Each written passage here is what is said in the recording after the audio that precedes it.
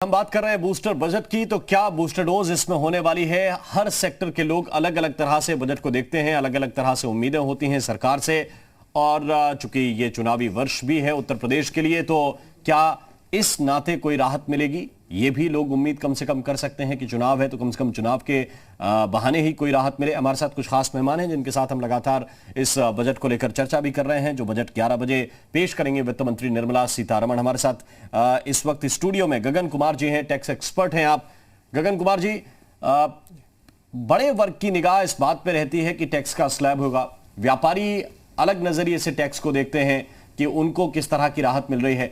तो मेरा सवाल आपसे यह है कि क्या टैक्स को लेकर कोई राहत इस बजट में मिल सकती है? क्योंकि काफी लंबे वक्त से ये वो 2.5 लाख वाला स्लैब है वो वहीं पर टिका हुआ है। जी ज़रूर, क्योंकि आप देखेंगे कि मिडिल क्लास फैमिलीज क्योंकि इस पूरे महामारी के दौरान लगभग घर से काम करती रही हैं, तो एक उम्मीद करी जा रही है कि शायद से स्टैंडर्ड डिडक्शन कुछ बढ़ाई जाए और वर्क फ्रॉम होम के लिए कुछ अलग से राहत शायद से दी जाए।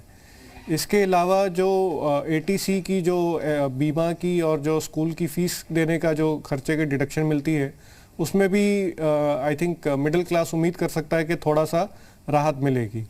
और मेरे हिसाब से थोड़ा बेरोज़गारी का ध्यान रखते हुए रियल एस्टेट सेक्टर और हॉस्पिटलिटी सेक्टर की तरफ भी कुछ ध्यान रह सकता है ज़्यादा। तो इन दो सेक्टर के अलावा, और क्योंकि आत्मनिर्भर भारत की तरफ बहुत प्रयास है सरकार का, तो शायद से तो जो भारत में निर्मित उत्पाद हैं, शायद उनमें ज़्यादा डिप्रिसिएशन के लिए बिजनेस को भी छूट देने का मेरे को लगता है कि ऐसा आ सकता है।